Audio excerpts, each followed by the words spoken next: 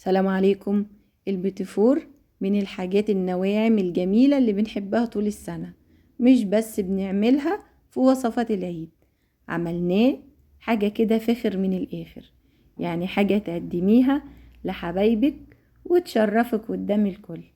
هتقدميها في طبق شيك، في علبة جميلة، زي ما انت حابة. بجد وصفته النهاردة فاخر من الآخر. تعالوا كده نسمي الله وهنشوف احنا عملنا وصفة البيتيفور النهاردة بالطريقة بتاعتنا اللي دايما معتمدينها على طول. يلا كده، معانا 850 جرام من الزبدة، ومعانا 4 بيضات، ومعانا 340 جرام من السكر البودرة، ومعانا رشة ملح وفانيليا. هي دي كل مكوناتنا. تعالوا كده يلا في العجان بتاعنا، وهنضرب السمنة كده الزبدة ضربة كده بسيطة، وهننزل بالسكر واحدة واحدة كده، وخدي بالك عشان ما يعفرش عليكي. هننزل بالسكر بتاعنا، ايوه كده. هنضرب السكر مع الزبدة، وكل شوية هنوقف العجان وهننزل الجوانب بالطريقة دي كده، عشان نضمن ان الزبدة والسكر اختلطوا مع بعض. ايوه كده، هنضربها كويس وهننزل بالبيض بتاعنا، بس قبلها هننزل بمعلقة فانيليا صغيرة، وطبعا يفضل لو عندك فانيليا سايلة. هننزل كده بالبيض بتاعنا، ومش شرط ننزل بيه بيضة بيضة. انا نزلت بالاربع بيضات كده، ودول 4 بيضات كاملين بالبياض بتاعهم، يعني خدت الصفار والبياض، ما فصلتش حاجة خالص، ولا شلت حاجة ولا نقصت حاجة. هنضرب كويس كده لحد ما ناخد قوام كريمي زي ما انتوا هتشوفوا معايا. خليكم معايا، بس لو لسه مكملة طبعا ما تنسيش اللايك الجميل بتاعك والشير، وما تنسيش تعملي متابعة، ودي رشة الملح. هننزل بالدقيق واحدة واحدة عشان ما يعفرش علينا، وبعدين هننزل بالكمية كلها مرة واحدة زي ما انتوا شايفين كده.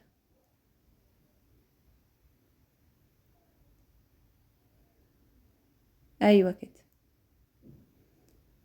يلا بقى هنغير كده الكف بتاع العجين، وهننزل بكمية الدقيق.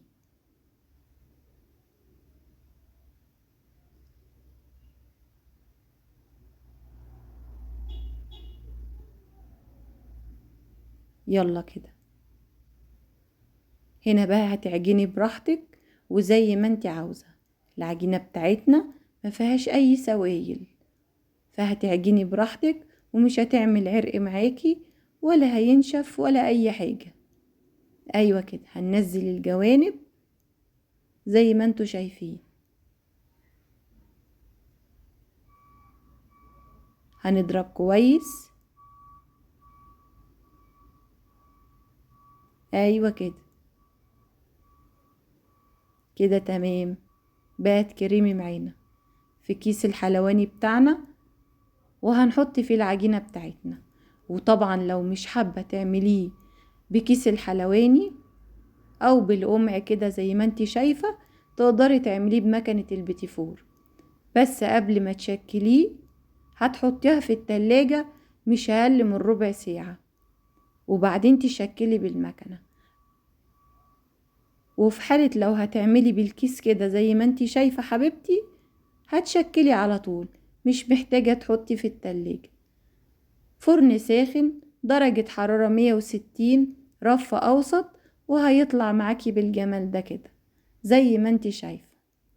بصي كده، ما شاء الله،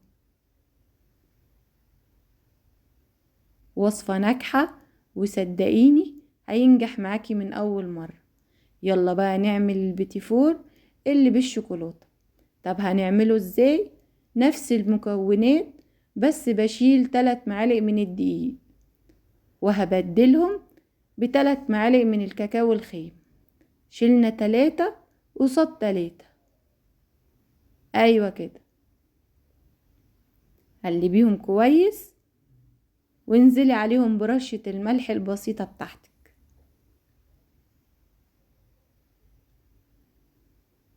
نفس المكونات بتاعتنا، 850 جرام من الزبدة، عليهم 340 جرام سكر، عليهم 4 بيضات، معلقة فانيليا صغيرة، وهننزل بالدقيق بتاعنا، وده كيلو من الدقيق.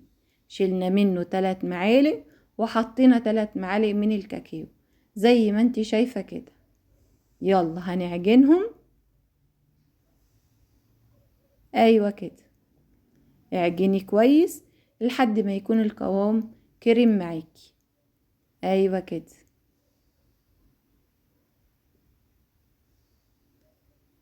ما شاء الله، العجينة كانت تحفة. يلا هنشكلها بالطريقة دي.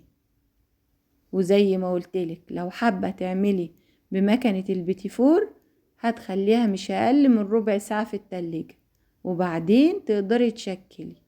وطبعا شايلين عجينة من اللي بالفانيليا علشان دي هتبقى علامة عشان نعرف ان هي ايه، استوت معانا.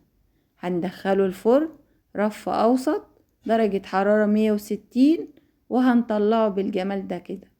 ما بيقعدش اكتر من 10 دقايق بالكتير، وبيطلع معاكي زي الفل.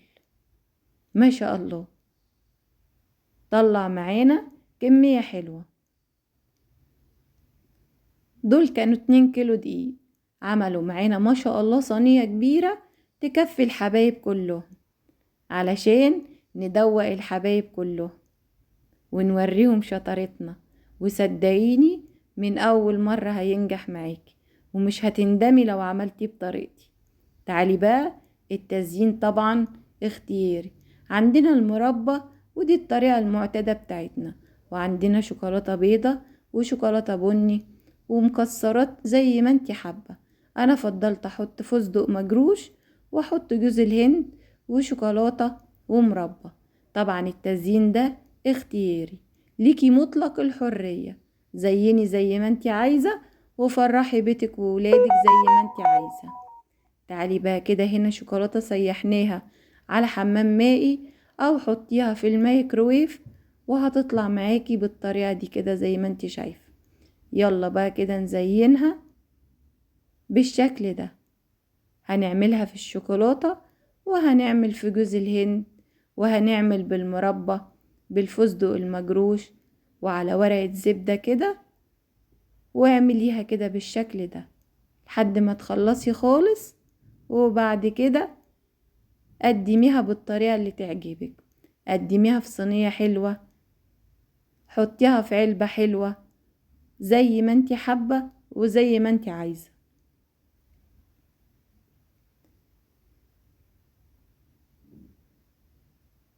مش هياخد معاكي وقت، وهتعمليه وهيكون احسن من الشارع واوفر منه بكتير. عملناه كده زي ما انتي شايفة، وعايزاكوا تقولولي رأيكم ايه وتكتبولي في الكومنتات. بفرح قوي لما تكتبولي كومنتات جميلة زيكم. ما شاء الله عليكم، كلكم حلوين وكلكم شاطرين، وكل سنة وانتوا طيبين، وينعاد علينا جميعا بخير يا رب. عيد فطر مبارك. وهي دي كانت وصفتي النهاردة، وصفة البيتيفور السهلة البسيطة اللي ان شاء الله هتعجبكم.